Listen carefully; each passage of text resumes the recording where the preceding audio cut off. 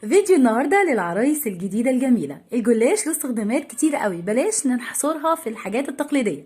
رول الجلاش ده احلى حاجه ممكن تعمليها. بجيب رق جلاش وابتدي ان انا احط فيه اللحمه المفرومه العصاج بتاعتي متبله بالتوابل بتاعتي بكل حاجه، والفه في شكل ملفوف وارصه في الصينيه بتاعتي، واجيب نص كوبايه لبن عليها بضايه فلفل اسمر ملح وارشها على الصينيه وادخلها الفرن وافتح عليها الشوايه. ده اسمه ملفوف او رول الجلاش. دي الطريقه الجميله جدا. طب في طريقه تانية؟ ايوه طبعا، السمبوسك الجلاش. بلاش نجيب السمبوسك من بره لان بيبقى ناشف ومش حلو. سمبوسك بلفه عادي على شكل مثلث وابتدي احشي لحمه مفرومه واقليه في الزيت. برضو طريقه جميله جدا اللي هي طريقه الجلاش بالبشاميل. استغنى عن المكرونه بشاميل، احط رق جلاش وبعدين سمنه وبعدين اللحمه المفرومه بتاعتي وبعدين رق بشاميل، ويطلع معاكي احلى بشاميل. بعد كده ممكن البيتزا اعملها برضو بالجلاش. ارصص الجلاش، واهم حاجه افصل ما بين كل جلاشه والتانيه بالسمنه عشان تطلع معايا مفرفره. احشي زيتون، بسطرمه، جبنه موتزاريلا، كل الحشو اللي بستخدمه في البيتزا، واقفل عليه براق برضو تاني من 5 رقات من طبقات من الجلاش، واحطه في الفرن يطلع معايا احلى جلاش بيتزا. برضو الفطير اللي احنا ما بنعرفش نعمله بالعجينه، نفس الطريقه. بستخدم معلقتين كبار من الزبادي، بستخدم معلقتين كبار من الكريمه اللباني، معلقتين او 4 معالق زبده او سمنه فلاحي، وابتدي ان انا احط في كل راق الخليط ده عشان الفطير يطلع مفرفر معايا وتحفه. ابتدي ان انا اخلي الكل راق، يعني الفاصل ده التكوين اللي انا بحطه ما بين كل راق والتاني في صينيه مدوره. ارصص الرقات دي مع الخليط اللي انا عملته ده وحطه في الفرن، بيطلع معاكي اروع فطير. مش محتاجه ان انت تعجني ولا تخلطي ولا خميره ولا الكلام ده كله، بتبقى زي الفطيره الجاهزه. جربوها والله العظيم تحفه. احنا قلنا قد ايه؟ معلقتين كبار زبادي، 3 معالق كريمه لباني كبيره، مع 4 معالق سمنه فلاحي او زبده فلاحي. تحفه جدا. عايزه تحطي زيت اوكي تمام، وتبتدي ان انت تمسكي كل راق من الجلاش تدهنيه بالفرشه بالطريقه دي، يطلع معاكي اروع فطير بالسمنه تحفه. الطريقه التقليديه بتاعتنا اللي هي اللحمه المفرومه العصاج واحشيها واقطعها ترانشات، دي معروفه. طب يلا بينا ندخل على المحاشي. احلى محشي ممكن تاخديه هي البطاطس المعموله باللحمه المفرومه العصاج، دي تحفه. هعمليها وحطيها في الفرن جباره. ندخل على الممبار. اهم تكايه فيه بعد اذنك وانتي بتعملي الخلطه بتاعه الممبار، ما تزوديش الرز. الممبار ما يحبش الرز الكتير. زودي الطماطم، حطي قرن فلفل اخضر كبير مع فصين توم مع بصلتين كبار، اضربيهم في الخلاط. قطعي الخضره على جنب، زودي الخضره جدا لان الممبار بيحب الخضره. وحطي معلقه صلصه كبيره، معلقه عسل اسود. ما تزوديش الرز بعد اذنك عشان الممبار ما بيحبش الرز. هتاخدي اطعم ممبار ممكن تتخيليه. ورق العنب، التكايه الجامده فيه ورق العنب يحب دبس الرمان قوي قوي قوي، او الليمون. يعني عايزه بعد ما تعملي ورق العنب بالخلطه الجباره رشي عصره ليمون او رشي دبس الرمان. خش على الكرنب. الكرنب يا جماعه بيتعمل باللبن، ايوه باللبن. الكوسه، البدنجان، الفلفل باللبن برضو. ورق العنب بالليمون فقط لا غير، ودبس الرمان اوعي تحطي لبن عليه، او شوربه فراخ. ندخل بقى على الفراخ الكريسبي الجباره. هنقعد فيها فتره طويله شويه. ازاي اطلعها مقرمشه بالشكل ده؟ يلا اكتبي المكونات عندك. معلقتين نشا كبار، معلقتين دقيق كبار، 4 معالق فيجيتار كبار، بضايه، وطبق فيه بضايه بالفلفل الاسمر بالملح، وطبق تاني فيه لبن، نص كوبايه لبن بالفلفل الاسمر بالملح. اجيب الفراخ بتاعتي اللي هي الدبابيس زي ما احنا شايفينها، هكون سلقاها ربع سلقه، وابتدي اخد الدبابيس دي احطها الاول في اللبن، بعد كده في الدقيق، بعد كده في البقسماط، بعد كده ارجع تاني للبيض، واخر حاجه هي طبقه الفيجيتار باخدها وارصصها في كيس بلاستيك. الكيس البلاستيك دوت او على كيس بلاستيك اسيبها في التلاجة لمده 4 ل 5 ساعات. بتبتدي انها تاخد الطبقه السميكه دي تلزق في الفرخه. ويا سلام لو عندك قلايه، يا ريت يا جماعه الناس اللي ما بتعرفش تقلي تجيب القلايه بقى سعرها رخيص جدا، هتطلع معاكي كريسبي مقرمشه روعه تحفه جدا. القلايه ما بقاش سعرها غالي، ممكن تستخدميها في ان انت تقلي الحاجات دي. يعني هنستخدمها في كل القلي اللي انت ممكن تتخيليه عشان يطلع معاكي بالفاينل الجميل ده وبالشكل الحلو ده. اهم حاجه عايزه تطلعي فراخ كريسبي، اوعي تنسي البقسماط، فيجيتار، والبيض واللبن. خشي لي بقى على المبكبكه، واقفه جامده على المبكبكه، مبكبكه اللحمه او مبكبكه الفراخ عادي مفيش مشكله. نعمل ايه؟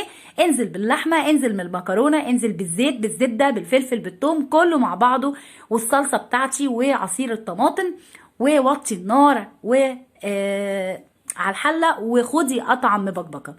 الكفته بقى معلش تعالي بقى عندي بسرعه.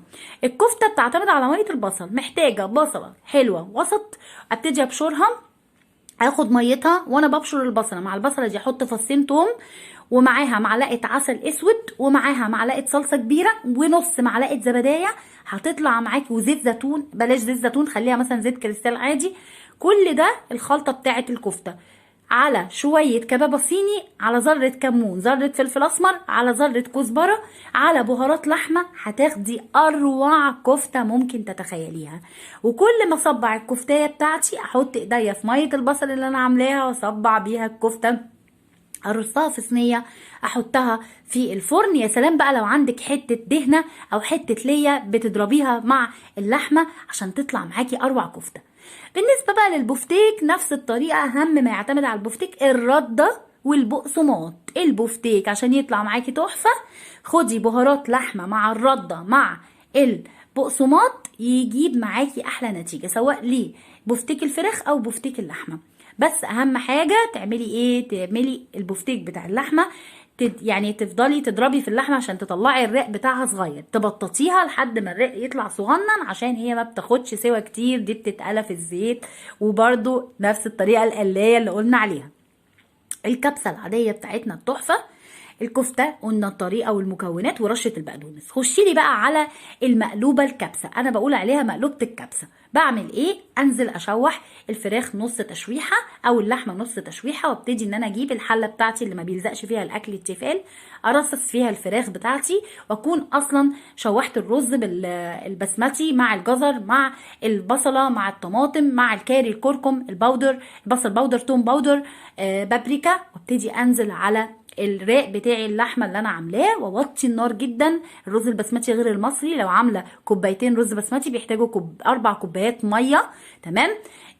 واوطي النار خالص، وفي الاخر هيستوى معايا. اجي كده في طبق كبير اقلب الحله بتاعتي، ولو هي مش بتلزق فعلا هيطلع بالطريقه الجميله دي. وفي الاخر رش عليها سوداني او سنيبر، لو امكانياتك مش هتجيب السنيبر، عندك بندق، عندك فستق، عندك لوز، شوحيهم تشويحه كويسه جدا وحطيهم من فوق الوش، وتاخدي اطعم مقلوبه كبسه. الحمام انا والله منزله الوصفه في الفيديو عندي لكل العرايس الجديده اللي مش بتعرف تعمل الحمام. خشي على القناه عندي هتلاقي طريقه الحمام بنفس الشكل اللي موجود ده، وازاي تنضفيه وازاي تحشيه.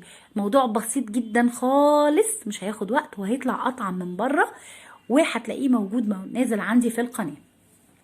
الملوخيه بقى وتكتها وجمالها. عايزه تاكلي ملوخيه؟ ما تقوليش ملوخيه بالارانب، ولا تقولي لي ملوخيه بالفراخ ولا لحمه ولا الكلام ده. ملوخيه بالجمبري فقط لا غير، مش هتاكلي غيرها. الجمبري السي فود طبعا ما فيش غنى عنه، والجمبري السي فود ما تنساش ان احنا بنعتمد على الكريمه، الكريمه اللباني. الملوخيه بالجمبري انا عامله فيديو على طريقه الملوخيه بالجمبري التحفه. الوصفه بتاعتها سهله جدا. الناس اللي هتعمل الملوخيه بالجمبري هتبطل تجرب اي نوع ملوخيه تاني غير الجمبري. بس الجمبري له استخدامات تانية طبعا، بيدخل مع المكرونه وما بيبقاش مزفر. زي ما احنا شايفين المكرونه بتاعتي النودلز دي بعمل بيها مع الصوص الابيض اللي هو صوص البشاميل، او صوص البيكاتا اللي هو بيبقى معروف بالكريمه اللباني والقشطه. الصوص دوت بستخدمه في الجمبري مع المكرونه دي، بيطلع معايا اروع طبق مكرونه نجريسكو بالبيكاتا. بصوا هنا برضو الجمبري ده الفيجيتار، نفس المكونات اللي انا قلت عليها، بيض، بقسماط، لبن، نشا، دقيق، يطلع معاكي اروع فيجيتار. المقبلات، فاتحات الشهيات، السلطات، اهم حاجه البدنجان المخلل. زودي في الثوم، زودي في الفلفل، تاخدي اطعم بدنجان. الخلطبيصه الجباره التحفه. كول سلو، سلطه الكول سلو نقف عندها شويه، قلت لكم المكونات بتاعتها: كرنب مبشور، بصل مبشور، جزر مبشور، مع معلقتين كبار عسل نحل، مع معلقه خل، على معلقتين مايونيز كبار بيطلع معاكي احسن سلطه كولسلو. التوميه يا جماعه بعد اذنكم نقف فيها شويه. التوميه بلاش نعتمد على وصف اليوتيوب، لان يعني للاسف انا جربتها منهم وحشه جدا. التوميه عاوزين 3 معالق كريمه لباني كبار مع معلقه زبادي كبيره مع ربع فص توم، اقل فص توم عندك يعني يا دوبك تشمميها التوم. تمام. بجيب معلقه نشا كبيره على كوبايه ونص ميه، ابتدي ان انا اشوحهم على النار كويس، مش اشوحهم، اغليهم على النار لحد ما يعملوا معايا كوره. انزل بعد ما يتكوروا في الكبه بالنشا المتكور دوت، عليه نص كوبايه لبن، عليه معلقتين زبادي، عليه 4 معالق كريمه لباني، عليه ذره توم بسيطه جدا، خل، ذره عصره ليمون، نص كوبايه زيت، نص كوبايه زيت زيتون. هتاخدي اروع توميه تحفه جدا. الغلطه اللي بتقعوا فيها ان انتوا بتزودوا النشا وبتزودوا التوم. التوميه ما بتحبش لا التوم زياده ولا النشا زياده. يا سلام بقى على طرنشات وحلقات البصل اللي بالفيجيتار، نفس الطريقه الخلطه الكريسبي اللي انا قلت لكم عليها، لبن، بيض، بقسماط، نشا، دقيق، فيجيتار. وتبتدي تعملي البصله الكبيره، تجيبي الطرنشات بتاعتها وتبتدي تفصليها عن بعضها وتحطيها من هنا لهنا وترصصيها في كيسه وتحطيها في التلاج 4-5 ساعات عشان الخليط يتماسك مع طرنشات البصل وما يفلتش ويطلعش منها وانتي بتقليه في الزيت. الوصفه دي جباره جدا لو حطيتيها مع اي اكله، تحفه جميله قوي. وما تنساش السلطه اللي موجوده في النص دي، سلطه الزبادي الروعه، خيار مبشور مع معلقتين كبار زبادي، معلقه عسل نحل، تحفه. هنا بقى الطماطم اللي ملهاش حل، الطماطم اللي هي بالثوم وبالكمون وبالفلفل الاخضر وبذره ليمون وبذره خل، دي لما بتتحط على السفره اي حد شبعان ومعدته مقفوله بمجرد ما بيشم ريحتها مش عايزه اقول لكم تحفه. طماطمايه عاديه بنشقها من النص، نجيب كده الهوم بتاعنا نضرب فيه قرنين فلفل مع 5 فصوص ثوم كبار،